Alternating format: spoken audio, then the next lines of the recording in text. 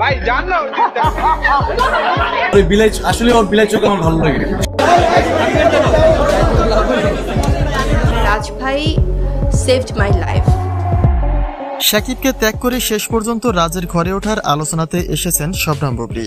শুধুমাত্র একটা সিনেমায় কাজ করে সম্পর্কের পাকা গুঞ্জনে জড়ালেন আলোচিত এই তারকা জুটি। মন্তব্য রয়েছে, শাকিবকে সাইনবোর্ড ব্যানার হিসেবে ব্যবহার করে পরপুরুষের ছোঁয়ায় শিহরিত হচ্ছে বুবলী। তাই তার বিস্তারিত জানতে অবশ্যই ভিডিওটি না টেনে সঙ্গে থাকুন। ব্যক্তিজীবনে একাধিক পরকীয়ার অভিযোগে নিযুক্ত হয়ে শাকিবের জীবন থেকে ছিটকে গেছেন শবনম বুবলী। এমনকি শাকিবও তার ব্ল্যাকমেইলের শিকার হয়েছেন বলেও জানা যায়। কিন্তু শাকিবকে এখনো স্বামী দাবি করা বুবলীর বিরুদ্ধে আবারও ঘর ভাঙার অভিযোগ দেখা যাচ্ছে। তবে এবার শুধু পরকীয়া সম্পর্কের মধ্যে সীমাবদ্ধ নয়, বিয়ের আলোচনাতেও জড়িয়েছেন ঢাকাই সিনেমার এই আলোচিত নায়িকা। সম্প্রতি সময়ে এমনটাই শোনা যাচ্ছে যে পর্দার বাইরে গোপনে ব্যক্তিগত কাজকর্ম সেরে নিয়েছেন রাজ বুবলী। কেননা তাদের দুজনের কারো ঘরেই এখন আর সঙ্গী বা সঙ্গিনী নেই। বলা যায় দুজনের চারিত্রিক সনদপত্রটা প্রায় একই। দুজনের বিরুদ্ধেই পরকীয়ায় লিপ্ত হয়ে ঘর ভাঙার অভিযোগ রয়েছে।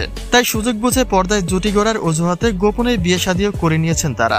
যে কথাটি একটা পোস্টের মাধ্যমে তুলে ধরেছেন শরীফুল রাজের সেপারেশনে থাকা স্ত্রী পরিমণি। পরীর মতে রাজ এমন একজন চরিত্রের ব্যক্তি, সে যেখানে নারী গন্ধ পায় সেখানে মুখ লাগায়। তাই দিন শেষে তার জন্য ঠিকঠাক এক ব্যক্তির খোঁজ মিলেছে। কথা আছে, যে যেমন তার সঙ্গীটাও তেমনই হওয়া দরকার। তাই দিন ঘুরে সেই দেখাটাই এবার পেয়েছে রাজ বুবলী।